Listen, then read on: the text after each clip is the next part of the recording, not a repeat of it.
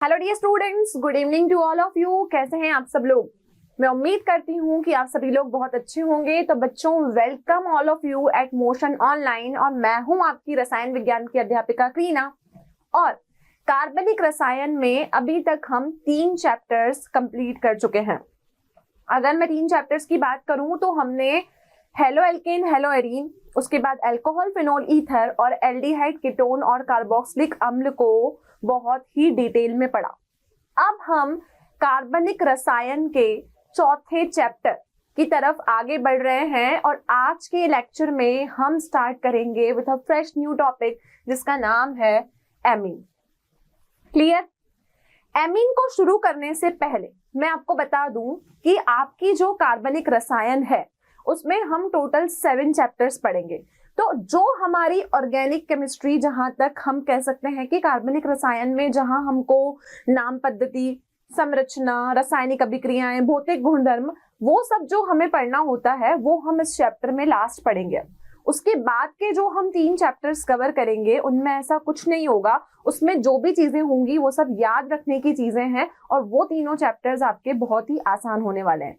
तो हम ये कहेंगे कि हमारी ऑर्गेनिक केमिस्ट्री, जिसमें हमको नाम पद्धति, संरचना, रासायनिक, भौतिक गुणों के बारे में जो अध्ययन हम करते हैं वो हम सिर्फ अब इस लास्ट चैप्टर में करेंगे। तो अगर हम ऑर्गेनिक केमिस्ट्री की बात करें तो ऑर्गेनिक केमिस्ट्री का ये आपका 4th चैप्टर है, लेकिन अगर मैं एनसीईआरटी के हिसाब से बात करूं तो ये आपका एनसीईआरटी का चैप्टर नंबर 13 है। क्लियर? नाम है एमीन, ठीक है। इंग्लिश में इसकी स्पेलिंग होती है AMINES। कभी इसको एमीन पढ़ा जाता है, कभी कभी हम इसको अमीन भी पढ़ते हैं, ठीक है।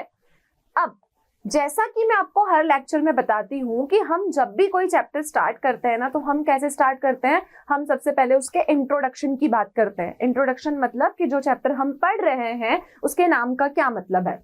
उसके बाद हम धीरे धीरे आगे बढ़ते हैं और हम बात करते हैं उसकी नाम पद्धति की। नाम पद्धति का मतलब होता है उसका नामकरण, मतलब IUPAC ने और कॉमन नेमिंग ने, सामान्य नाम ने उसको क्या नाम दिया। तीसरा जो हम स्टेप आगे बढ़ते हैं, हम बढ़ते हैं उसके वर्गीकरण की तरफ। चौथी बात हम करते हैं उनको बनाने की विधियां।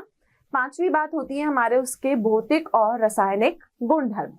क्लियर? अब ये जो चैप्टर है आपका एमीन, इसमें हम 2 इंपॉर्टेंट मुद्दों पे बात करने वाले हैं, ठीक है। अब वो 2 इंपॉर्टेंट मुद्दे क्या हैं? एक तो बच्चों हम बात करेंगे एमीन की और दूसरी हम बात करेंगे यहाँ पर डायअज़ोनियम लवण की, ठीक है। इन दोनों टॉपिक को हम इस चैप्टर में पढ़ेंगे। पहला हो गया आपका अमीन, दूसरा हो गया आपका डायअज़ोनियम सॉल्ट या फिर आप बोल सकते हो डायअज़ोनियम लवण। क्लियर? इन 2 टॉपिक्स पे हम बात करेंगे। तो एमीन को और डायअज़ोनियम लवण को कैसे बनाया जाता है, कैसे ये रासायनिक अभिक्रिया शो करते हैं और क्या क्या इनके दैनिक जीवन में उपयोग है, हम इस चैप्टर में बात करेंगे। क्लियर इतना? चलिए, अब चैप्टर का नाम है एमीन, ठीक है। कुछ हमें ऐसा सुना हुआ लग रहा है कि ये एमीन नाम अमोनिया से लिया हुआ है। सब बच्चों को पता है कि अमोनिया जो आपका होता है, अमोनिया, इसका जनरल सूत्र होता है NH3। क्या होता है? NH3। NH3 को आप अमोनिया कहते हो। और आपने 11th क्लास में या फिर 10th क्लास में भी सुना होगा कि नाइट्रोजन और हाइड्रोजन की जब आप अभिक्रिया करवाते हो तो आपका अमोनिया बनता है और इस प्रोसेस को, इस अभिक्रिया को हम कहते हैं हैबर्स प्रोसेस। क्लियर? तो नाइट्रोजन और हाइड्रोजन मिलके आपके अमोनिया बनाते हैं। तो ये अमोनिया नाम से ही आपका एमीन का निर्माण हुआ है। कुछ कुछ सेम लग रहा है अमोनिया और एमीन की स्पेलिंग, और बोल भी रहे हैं तो हम अमोनिया, अमीन एक जैसा साउंड कर रहा है। तो इसका मतलब एकदम क्लियर है कि इस अमोनिया से ही अमीन निकला है और अमोनिया का मतलब हुआ कंपाउंड जिनमें नाइट्रोजन हो। तो बच्चों, इस पूरे चैप्टर में अब हम जो बात करेंगे ना, हम कोई बात अल्कोहल, फिनोल, ईथर की नहीं करेंगे, एल्डिहाइड, कीटोन, कार्बोक्सिलिक अम्लों की नहीं करेंगे। हम जितनी भी बातें करेंगे उसमें सबसे ज्यादा जो प्रयोग में मैं लूंगी वो मैं नाइट्रोजन को ही लूंगी। मैं किसकी बात करूंगी?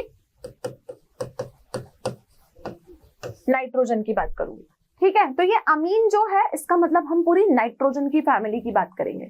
क्लियर इतना? चलिए, अब NH3 होता है आपका अमोनिया। क्लियर इतना? ठीक है। अगर मैंने इस अमोनिया में अगर कोई एक हाइड्रोजन को हटाकर मैंने यहां पर कोई कार्बन का मेंबर लगा दिया, देखिए कैसे करेंगे। हमने बोला कि जो NH3 है वो हमारा अमोनिया का सूत्र है, ठीक है।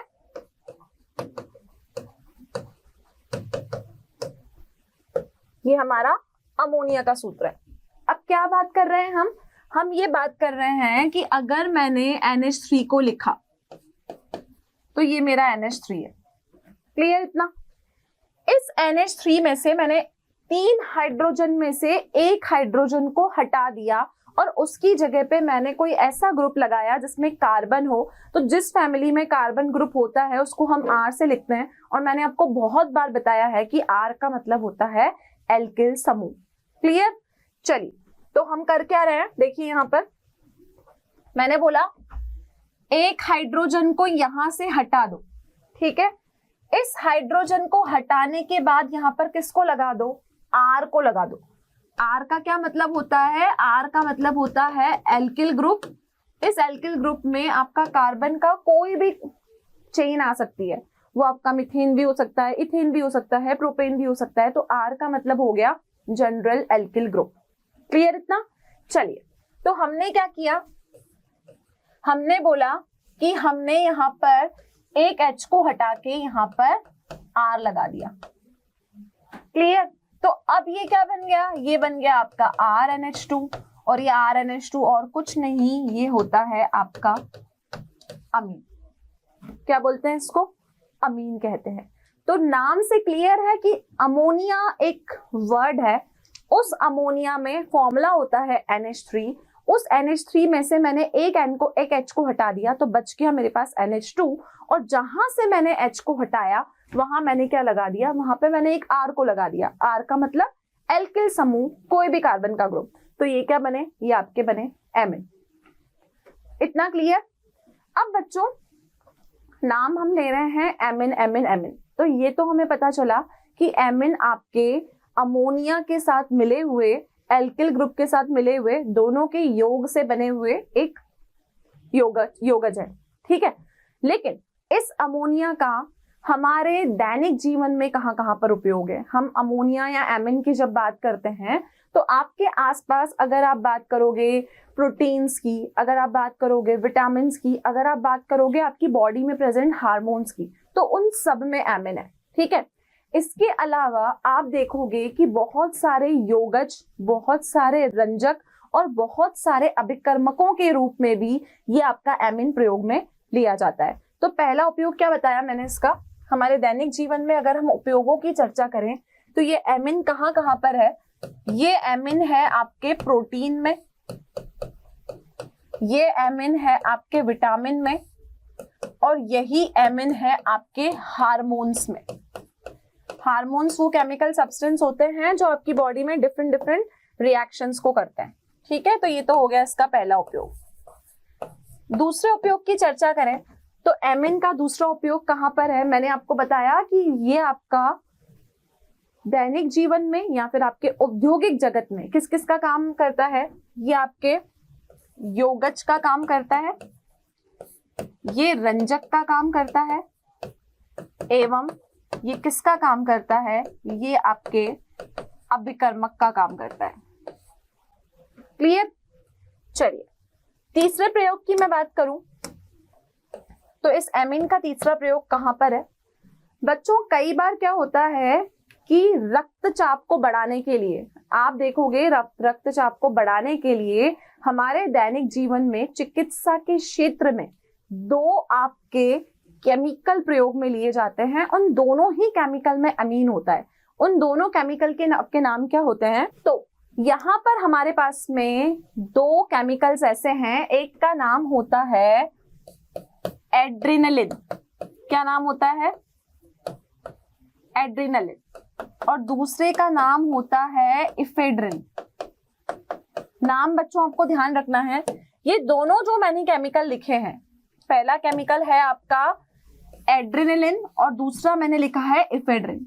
इन दोनों में ही आपके जो अमीन है उनका प्राथमिक रूप जो है वो मौजूद है। प्राथमिक, द्वितीयक और तृतीयक अमीन हम किसको कहेंगे वो भी मैं आपको बताऊंगी। और ये दोनों ही क्या करते हैं, रक्तचाप को बढ़ाने का काम करते हैं, जिसको हम कहते हैं कि हमारे मेडिकल साइंस में अगर हमको ब्लड प्रेशर को इंक्रीज करना है तो हम इन दोनों का प्रयोग कर सकते हैं। तो इन दोनों का क्या प्रयोग है, रक्तचाप को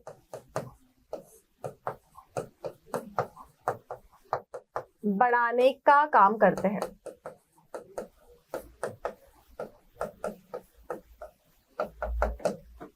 क्लियर इतना?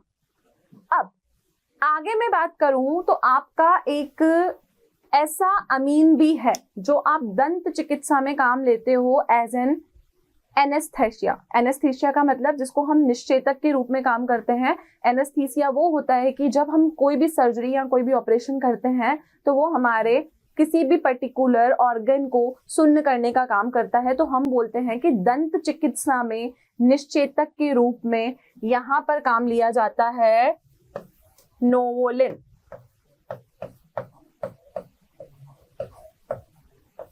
क्लियर? तो इसका प्रयोग कहां पर है,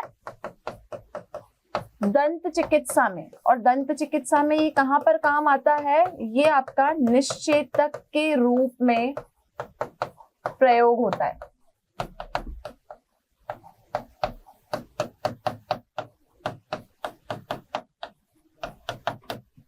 क्लियर?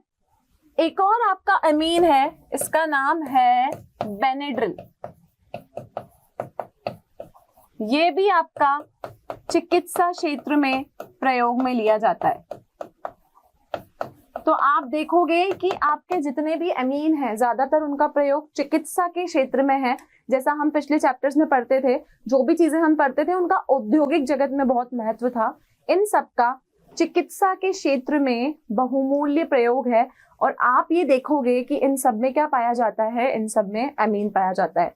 इनके अलावा जो मैंने बोला आपको डायअज़ोनियम लवण, जो हम इस चैप्टर में पढ़ेंगे, वो भी बहुत ही प्रयोगशाली हैं। कहाँ पर, चिकित्सा जगत में।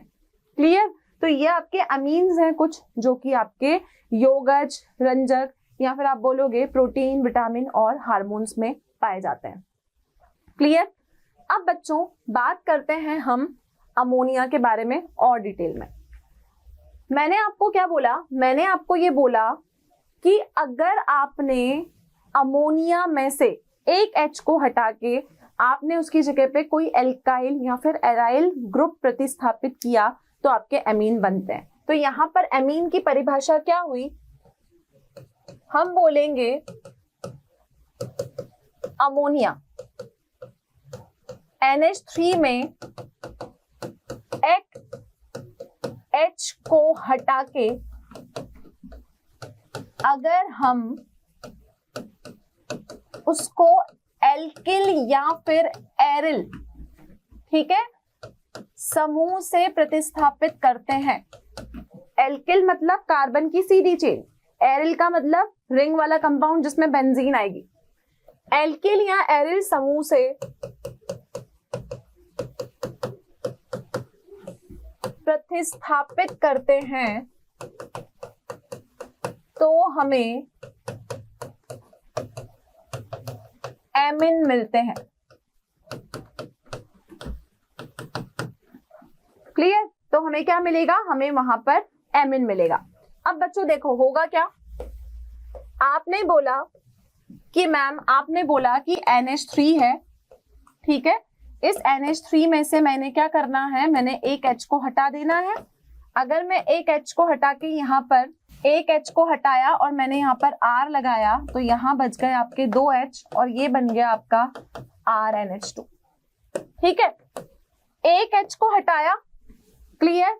तो ये बना आपका 1 डिग्री का अमीन। 1 डिग्री अमीन को हम कहते हैं प्राइमरी अमीन और हिंदी में हम उसको बोलते हैं प्राथमिक अमीन। क्या बोलेंगे, प्राथमिक अमीन।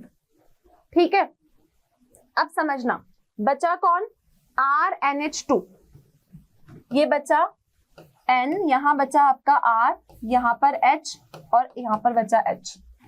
अब मैं क्या बोल रही हूं दूसरी परिस्थिति में, ये हो गई पहली स्थिति, ये हो गई आपकी दूसरी स्थिति। दूसरी स्थिति में मैंने बोला कि अब एक और H को हटा दो और इस H को हटा के इसकी जगह पे एक और एल्किल समूह लगा दो। ठीक है, इस H को यहां से उड़ा दो, क्लियर। और उड़ाने के बाद या तो यहाँ पर R लगाओ या R' लगाओ, जो चाहे लगाओ, सेम ग्रुप भी हो सकता है, अलग ग्रुप भी हो सकता है। तो आपको क्या मिलेगा, देखो N अपनी जगह है, R अपनी जगह है, H अपनी जगह पे है। मैंने इस H को उड़ाया तो ये बन गया आपका R', तो ये बना RNHR'। ठीक है, तो RNHR' का मतलब है 2 डिग्री अमीन। 2 डिग्री अमीन को हम कहते हैं सेकेंडरी अमीन। और सेकेंडरी अमीन होने का क्या मतलब है, सेकेंडरी अमीन का मतलब होता है द्वितीयक अमीन। ठीक है, इसको क्या बोलेंगे, द्वितीयक अमीन। क्लियर इतना? पहले मैंने एक हाइड्रोजन हटाया, फिर जो एक बचा हुआ था मैंने एक और को हटाया। अब कितने हाइड्रोजन रह गए इसमें, एक ही रह गया। अब हम इसको भी हटाने जा रहे हैं, तो देखो होगा क्या। ठीक है, बचा क्या आपके पास, तीसरी अभिक्रिया। देखो यहां बचा है N, यहां बचा है R, यहां बचा है H, यहां बचा है R'। क्लियर? अब मैं क्या बोलने जा रही हूं कि ये जो एक H हटा है ना, इसको भी उड़ा दो, इसको भी उड़ा दो। तो इसको उड़ाने के बाद आप देखोगे कि आपके पास में R triple dash, R double dash, R' सिर्फ N बच जाएगा। एक ही N के साथ 3 एल्किल समूह लगे हैं। ठीक है, इसको H को प्रतिस्थापित कर दो R ट्रिपल डैश से, नहीं R डबल डैश से करेंगे। तो R डबल डैश, R' और single R, R double dash, R' और एक हो गया आपका single R, R double dash, R' single R और N, एक ही N बचा। ठीक है, एक N के साथ 3 एल्किल समूह जुड़े हैं, तो मैं इसको बोलूंगी 3 डिग्री अमीन। क्या बोलूंगी, 3 डिग्री अमीन। और 3 डिग्री अमीन को हम क्या कहते हैं, इसको हम कहते हैं टर्शरी अमीन। टर्शरी अमीन का मतलब होता है तृतीयक अमीन। क्लियर है इतना? तो ये हो गया आपका 1 डिग्री अमीन, 2 डिग्री अमीन और 3 डिग्री अमीन। 1 डिग्री अमीन में एक H को हटाओगे, 2 डिग्री अमीन में जो 2 H बचे हैं उसमें से एक को हटा दोगे, और 3 डिग्री में जो एक आखिरी का बचा है उसको हटा दोगे। तो आप जैसे जैसे एक एक हाइड्रोजन को हटाते जाते हो, आपको उसको किससे प्रतिस्थापित करना है, एल्किल समूह से प्रतिस्थापित करना है, उसकी जगह पे R लगाना है। अब ये R आपका एल्किल होगा, अगर AR लिखोगे तो वो आपका एरोमेटिक होगा। आप बच्चों ऐसे भी लिख सकते हो C6H5NH2। ठीक है, ये आपका बेंजीन के ऊपर अमीन ग्रुप है, तो इसको आप बोलोगे बेंजामिन। क्लियर है इतना? तो ये था कि कैसे अमीन की संरचना होती है, कैसे आप प्राइमरी, सेकेंडरी और टर्शरी अमीन को बनाते हैं। क्लियर?